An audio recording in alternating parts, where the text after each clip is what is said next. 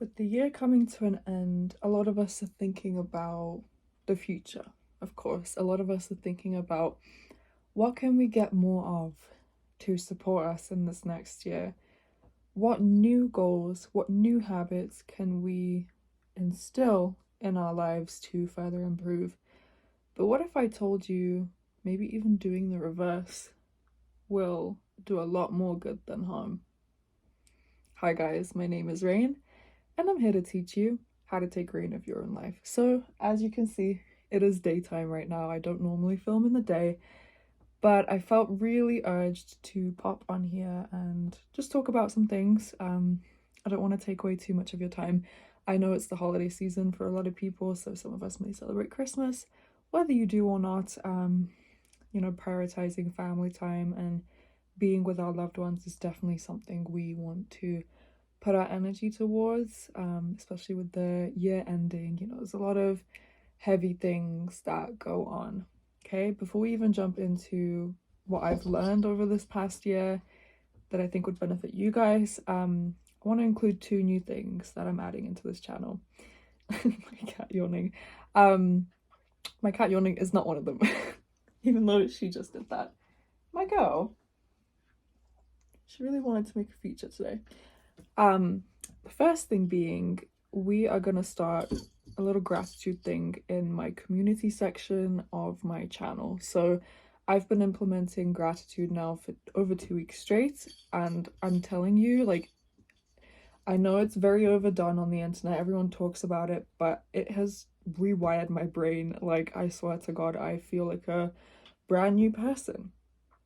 Like, I just look at life with a completely different lens now because habitually I wake up and I am immediately kind of centered around thinking positively. So I'm going to go ahead and include everything I've been grateful for the last 2 weeks. But what I want you guys to do is join me on this quest for gratitude. Once you start really getting yourself into it, it becomes a lot easier to find more things to be grateful for. So if that's something you're interested in, definitely go to the community section in my channel. Also, I want to include an email. So I'm going to be making an email for you guys to submit your stories, submit maybe what you'd like me to film a video on, or just in general if there's something you wanted to share with me, whether you want to keep it private, whether you want me to mention it in a video. I want to have that option available to you guys. So that's all going to be in the description of this video, and I'm probably likely going to put it in the comments too. But yeah, without further ado, let's get into what I was talking about. So a lot of us, especially those who celebrate Christmas, we're thinking about things we want to get, right? We're thinking, oh, this thing will enhance my life if I buy it. Or, yeah, I want to get this and I want to get that. What I've been doing, just with no particular inspiration, I've decided to fully deep clean my space, and my room was tragic. Like, it was horrific. It was terrible. Just, needed a deep clean anyway. So I decided to take myself to that. I've been spending the last week just completely going through everything, throwing out, a plethora of stuff that I don't need anymore, and I'm happier. I'm happier because I chose to let go of a lot of material things. And I know some people may downplay cleaning, some people may downplay just in general having a clean space, but it is really a psychological thing. Like, you feel so much better when there's like less things to look at. And by all means, I still have a lot of things. I love collecting things like books, I love collecting perfume, I love collecting, records. I love collecting things and stationery too. But the main premise of this is to let go, okay? There are so many things that we hold on to that we don't even realize. A lot of the time, we're yearning for more when really we already have so much. Like, this is what this deep clean made me realize. I already have so many things. And overall, it enveloped me with this newfound appreciation for the things I already have. Like, because I cleaned my room, I made space for my record player, and I've been playing records pretty much any chance I can get. I've started leaning more into art. I want to share a cute little productivity hack I found on somebody's channel, which I'm gonna put her channel in the description. I don't want to steal anyone's ideas or anything. I just thought it was really awesome. But yeah, and I've also gone more into coloring. So essentially what I'm saying is deep clean to deep clean your mind, and also to rediscover yourself. You know what I mean? This message may not apply to everyone. Like, you may already be a very clean person and like you may have all your little ducks in a row, but I know I haven't. And that really contributed to my mood. So, you know, if that's something that resonates, I 100% recommend it. I've just been calling it like Project Room. Like, essentially, I've just been revamping my entire space, just trying to make it more me. And again, when you appreciate what you already have, you can still kind of fantasize about buying new things that resonate with your space. Just make sure you kind of make it make sense, you know? Like, there's no point if you have a messy room, if you're like just drowning in stuff, to then want more things, right? You want to, you know, kind of go out with the old, in with the new. So, you know, I definitely still want things for my room, but that's been like a huge discovery of mine. And I know some people may say it's not that deep, like you're just cleaning your room. I swear it did something to me, and I'm not the first person in the world to ever have done this. I'm acting like, you know, I discovered this yesterday. Of course, it's great to do. But instead of adding more stuff on and hoping that it'll make you feel happier, get rid of some things, okay? Another thing I've learned about this year is just to face your fears head on. There is no one in this world that is going to make your dreams happen for you. You are the one that's going to make them happy. That's going to make them happy?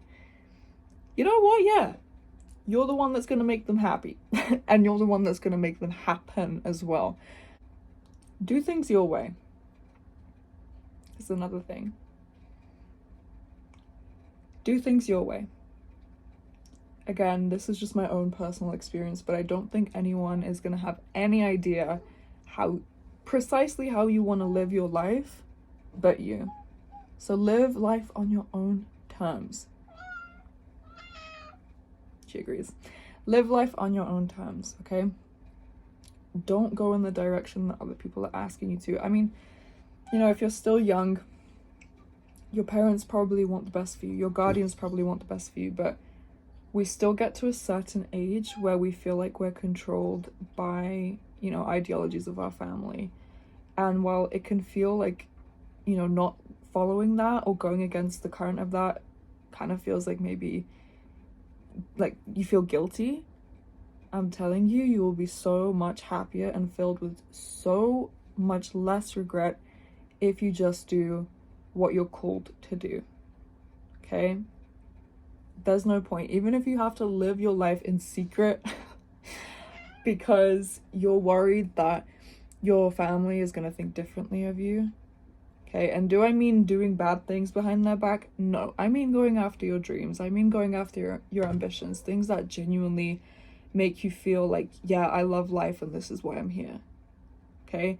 Nobody's going to have that understanding for your own life but you, okay? Always keep you in mind. You should be your number one priority. I've learned a lot about productivity this year.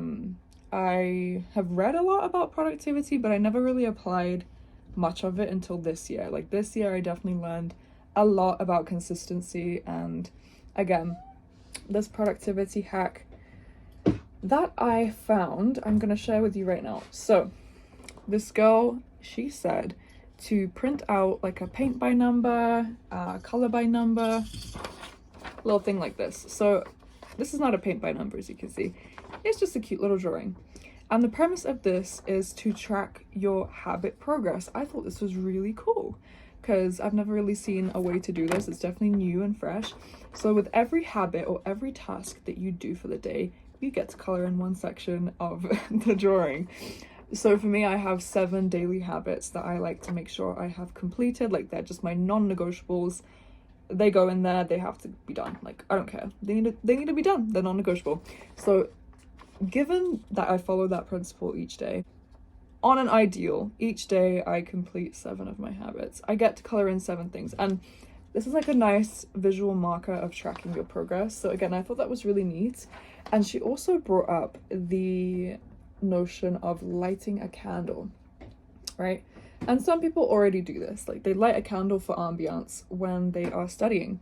But essentially, when you light the candle, that is when your focus time starts, okay? And anytime you go on your phone, anytime you distract yourself, anytime you're doing anything but work, you have to blow the candle out.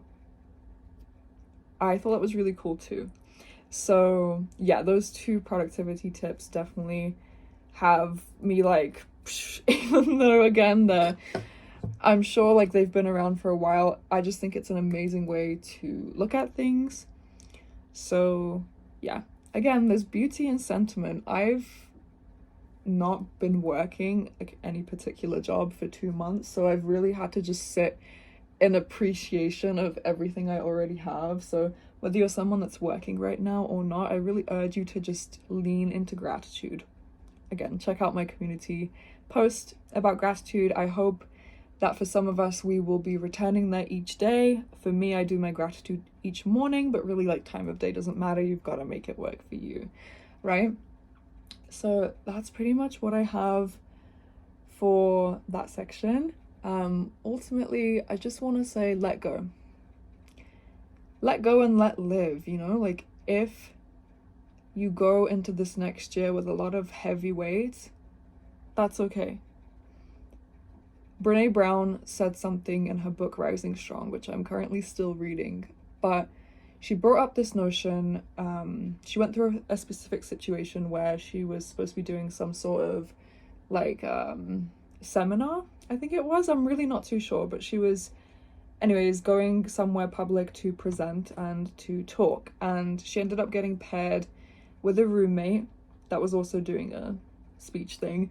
And this was someone very unlike her, paired with someone who was very messy, who was not very conscientious of space and sharing, and overall acted very arrogant and selfish. And she went to the therapist to complain about this girl who she had to share the room with. And her therapist ended up saying to her, everyone is doing the best that they can. And Brene initially was like, what? Like, she was almost dumbfounded that the therapist took the side of the messy roommate over her side, because Brene knows how disciplined she is. She takes care of herself, she takes care of her space, so to have gotten paired with someone like that was like completely pushing all her boundaries, right? And all her like values and way that she looks at life. So Brene sat on that idea for a little bit. She was like, I don't really believe that everyone is doing the best that they can. And when we have this belief that everyone is not doing the best that they can, it's because we think that our way of life is the best, okay? You start to realize that it's a little bit of a selfish way of thinking, you know? And I was like that too. I'm someone who has been through a lot more compared to some people, and this is in no way making it a competition. But I know I'm someone who has like gone through turmoil, and I know I'm someone who has struggled. So when I look at someone who maybe has gone through like a similar situation to me, and this was me in the past, I'm completely different now, but when I looked at someone who kind of went through similar struggles as me and like completely neglected themselves or was rude to others or had no consideration for others, it made me think like, you're not doing your best. They are doing their best in regards to what they know about their life. And that is such a hard ideology to kind of wrap your head around, especially when like you know that other people have potential. But here's the thing, you cannot go off of other people's potential. You are literally going to damage yourself if you keep viewing people for what they are capable of. This blew my mind. I'm like, what do you mean? Like, is it not positive to think of people, you know, for their full potential? It isn't, because you end up holding resentment if they don't live up to that. And then it becomes a thing of expectation. And Anne Lamott said, expectations are resentments waiting to happen.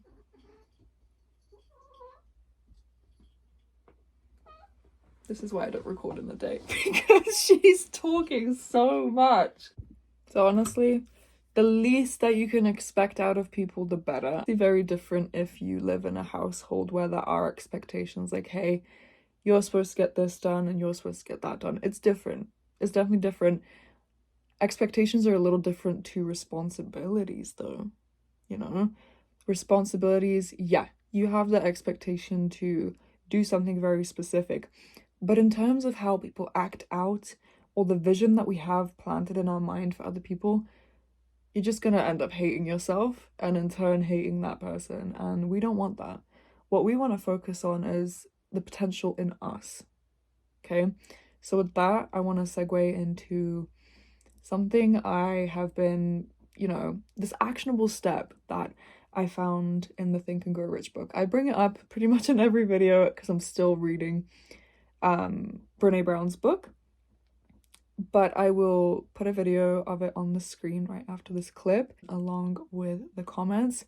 It is something that I have stuck on my mirror, again, ever since I started reading this book. I look at it every morning and every night, and I feel like it's really done numbers on my self-perception.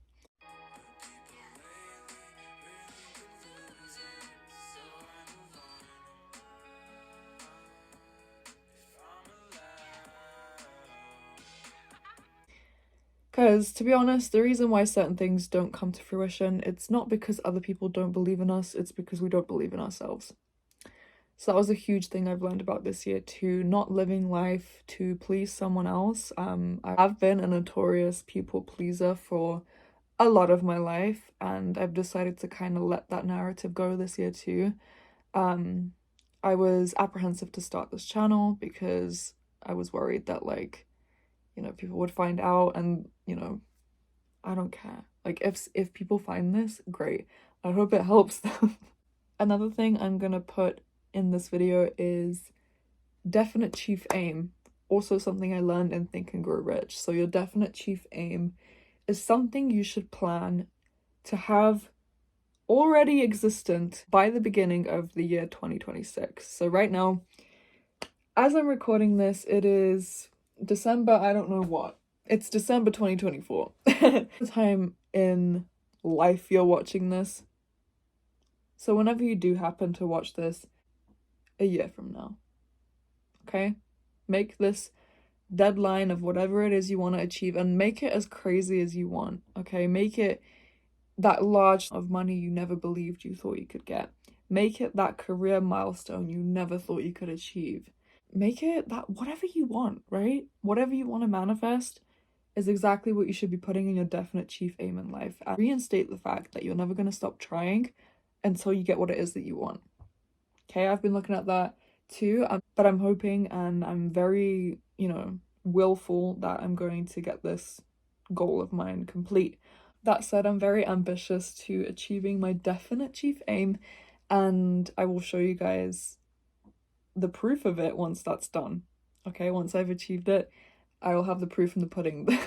My poster is literally on my door and I read it every night. Don't worry too much about what new habits you're going to bring in. Worry about who you are now, because it doesn't matter if next year happens in a week from now, you're still the same person inside you, okay?